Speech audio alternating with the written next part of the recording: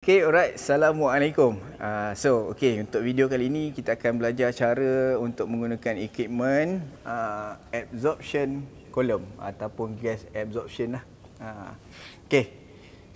Dekat sini ini bahagian control panel dia.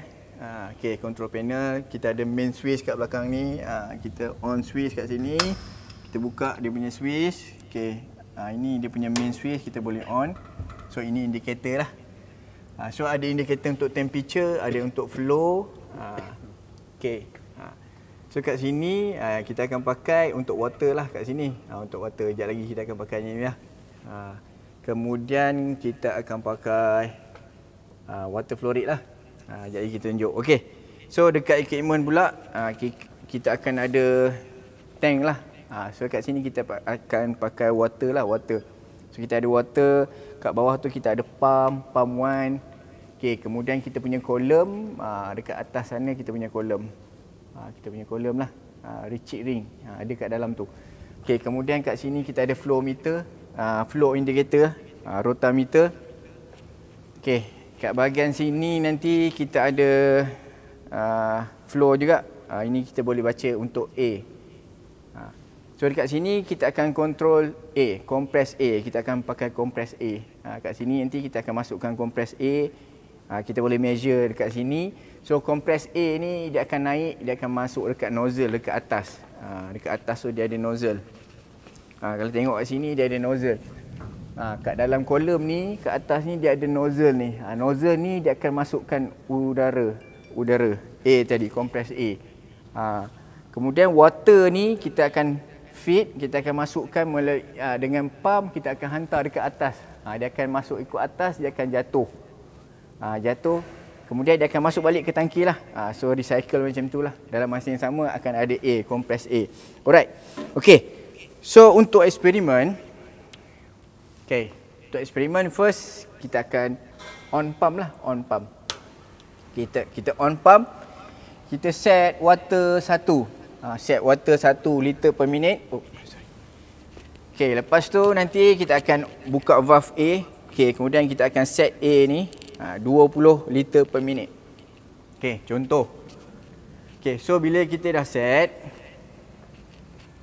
so nanti akan ada air masuk lah. Air start masuk macam tu lah. So air start masuk kan.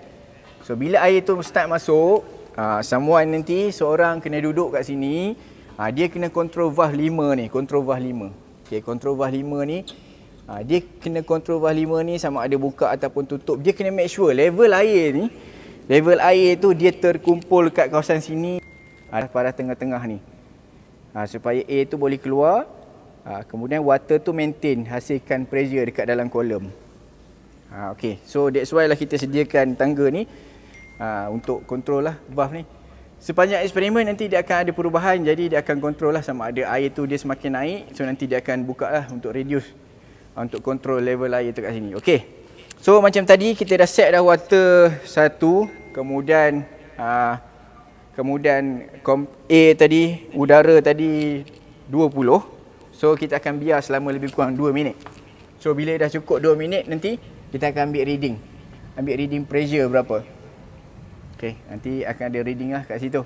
So ambil reading pressure. So dah ambil reading pressure, so nanti kita akan increase. A tu kita akan increase. Udara ni kita akan increase. Buat 40 pula. So nanti buat 40 pula. So set 40 dengan water flow rate nya masih maintain sama. So biar 2 minit juga. So nanti dah selesai 2 minit, ambil reading. Ambil reading dekat indikator ni. Seterusnya nanti increase lagi. Increase lagi. Buat 40, 60, 80, 100. Ikut dalam yang table yang kita sediakan dalam prosedur lah. Ikut je. So bila dah buat proses tu nanti, sampai satu label, contohnya dekat 120 ke, so dia akan berlaku flooding. Flooding tu macam mana? Flooding tu kalau ikutkan logik kita, air tu patutnya jatuh, tapi disebabkan pressure, dia akan naik ke atas. Jadi bila berlaku flooding tu nanti, so air tu dia akan start naik dekat dalam kolom. Jadi kita dah tampal satu stiker ke atas tu. Kalau air tu dia makin naik sampai titik kat hijau tu, so nanti kena off pump. Tutup water supply. So tapi make sure lah, nanti take note lah. Dia punya pressure tu berapa, nanti take note berapa nilai semua tu kan. Water dekat level mana, A dekat level mana. Okey, so kiranya dah siap untuk reading water flow rate 1. So kita akan ulang proses yang sama untuk buat water flow rate 2 pula. So sama juga, kita akan on pump, kita set water flow rate 2 pula. So air dia akan start jatuh kat bawah. So dalam masa yang sama kita akan control valve untuk make sure level air tu dia tak tutup nozzle tu. Okey, lepas tu kita akan supplykan, kita akan supply A, udara tadi 20 balik semula. Supply 20. Okey, mula 20 dengan water flow rate 2. So nanti selepas 2 minit kita ambil reading. Okey, lepas tu nanti kita increase balik, buat 40 pula water flow rate, masih sama 2, 20, 22, 42, setiap 2 minit ambil reading, 62. Mungkin kali ini sampai 100 dia dah flooding dah. Tadi 120 kan, ini 100 dia dah flooding dah. Jadi bila dia berlaku flooding tu sama juga, stop. So ambil reading, ambil semua data yang kita nak. So nanti kita stop, kita akan repeat buat proses seterusnya untuk flow rate seterusnya. So tadi kita dah tutup pump sebab dah berlaku flooding. Kita dah tutup valve. So sekarang ni kita on balik, on pump, set water flow rate 3 pula. So set 3. Bila dah set 3, macam biasa kita mula balik set A tadi 20. So bila dah selepas 2 minit ambil reading, so nanti increase 20, 40, 60. Mungkin kali ini 80 dia dah start flooding dah. Jadi ambil reading setiap perubahan tu tadi, sampailah dia berlaku flooding.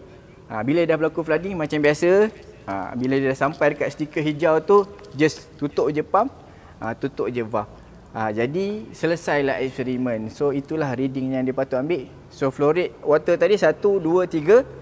Kemudian buat increasement A tadi 20, 40, 60 sampailah berlaku flooding. Jadi selebihnya boleh refer lah prosedur yang kita ada bagi dalam ini lah, bagi dekat lecturer tu, nanti boleh refer lah. So itu je. So kalau dah siap, make sure tadi tutup switch pump, tutup valve 1 ni close. Okey, lepas tu boleh tutup valve A ni. Untuk udara ni tutup, close valve 1 ni. Ini pun boleh tutup main dia ni kan. So nanti boleh tutup power supply. Tutup power supply, tutup main supply, tutup power supply. Tulis nama dekat dalam buku nota dan selesai. Jadi itu saja. Sekian, terima kasih.